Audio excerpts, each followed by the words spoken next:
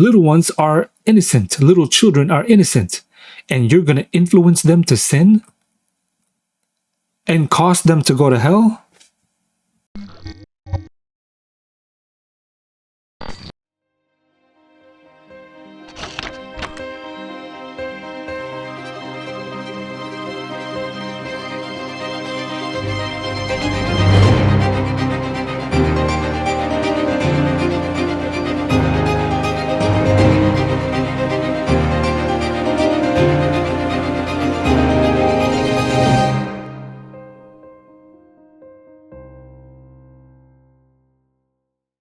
Hi, my name's Knox Zajac. I'm 11 years old and I go to Wyndham Middle School. I'm a 6th grader.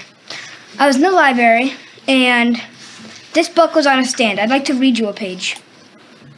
My back over my hips as I ask if we should take our clothes off.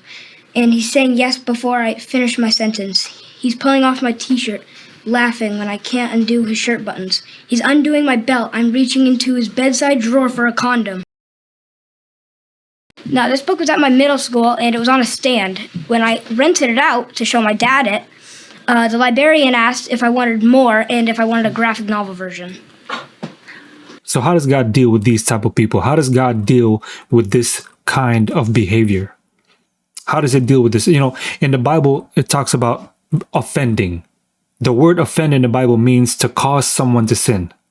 In Matthew 5, and verse 29, it says, if thy right eye, this is Jesus speaking, if thy right eye offend thee, that means causes you to sin, pluck it out and cast it from thee, for it is profitable for thee that one of thy members should perish, and not that thy whole body should be cast into hell. Now remember, you only get cast into hell if you're a sinner. If your right eye offends you, that means if it causes you to sin, pluck it out.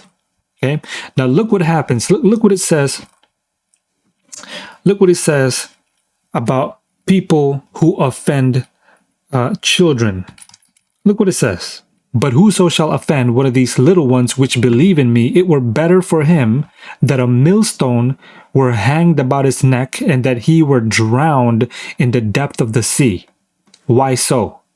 He says that anyone who offends the least of these, the children, the little ones, if you offend them, that means if you cause them to sin, are these people, are the behavior of these people that are shown in these, and it's so prevalent nowadays, these drag shows that are happening in you know, school, or now we have drag shows for babies and things like that. It's obvious that this is going to cause them to sin, because by beholding, you become changed. So when a child, which by the way, their minds are, their brains are like sponges. If a child sees this, it influences them to do the same thing. Because by beholding, you become changed. By beholding something, you become influenced by that thing that you are beholding. And so it's offending them. Why? Because it's going to cause them to sin. If you are being influenced to sin, to be like this, it's going to cause you to sin. So it is an offense to children. And it says here, Jesus Christ himself says, but whoso shall offend one of these little ones, it were better for him that a millstone were hanged about his neck, and that he were drowned in the depth of the sea. Now, what happens to the sea in the end times? What happens to the sea? Now, this is how much God hates that type of behavior, influencing little ones to sin. Little ones are innocent. Little children are innocent. And you're going to influence them to sin and cause them to go to hell? Little ones are innocent. If you offend any of these innocent little ones, it's better for you to be, for a millstone to be hanged about your neck, and that you are drowned in the depths of the sea. Now look what happens in the end times. Look what happens to the sea in the end times. Did you know that God, when he recreates the world, there will be no more sea? This is how God thinks. This is what God thinks about. This is how God treats those who offend the little ones. Look what it says, Revelation 21 and verse 1. It says, "And I saw a new heaven and a new earth, for the first heaven and the first earth were passed away, and there was no more sea." God hates that type of behavior so much that it's better for you, if you offend a little one, if you make them sin, if you influence them to sin, that a millstone were tied about your neck and that you are drowned in the sea. And once that happens, when Jesus Christ recreates the whole world and recreates the new heaven and the new earth, there will be no more sea. You will no longer exist. Not even your corpse in the depths of the sea will no longer exist. If you offend one of these little ones, these little children, if you influence them to sin. This is some serious stuff that a lot of people are doing in the world today. This is some serious stuff.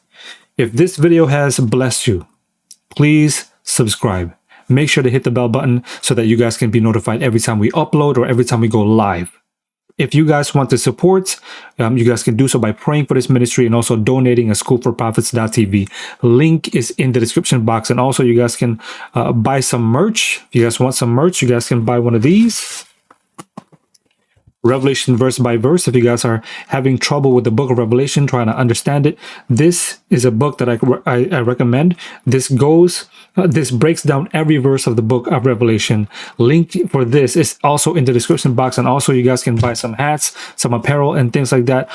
Links are also in the description box. All these things, all these donations do help us a lot. It does help us keep this ministry afloat, and it helps us pay for ministry bills and pay for upcoming projects and things like that. So if you guys would like to support, you guys can become supporters by praying for this ministry and also donating and buying some merch. All the links are in the description box below. Thank you guys again. Praise God always. See you guys on the next one. Bye. The Mark of the Beast. What is it all about? Now, this subject is probably one of the most debated when it comes to end time events. Is it a microchip or a tattoo that people are forced to wear in their foreheads or right hand? It's much like hunting for an animal's footprint. How would you know what footprint we're looking for if we do not specify which animal it is from? It is the beast's mark.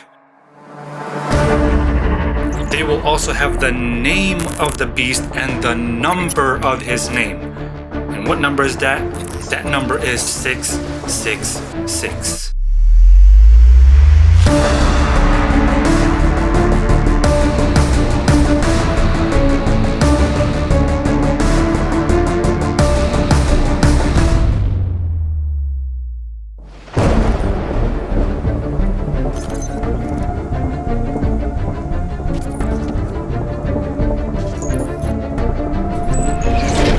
Now it's time for us to really dig deep and figure out what is the papacy's mark of authority.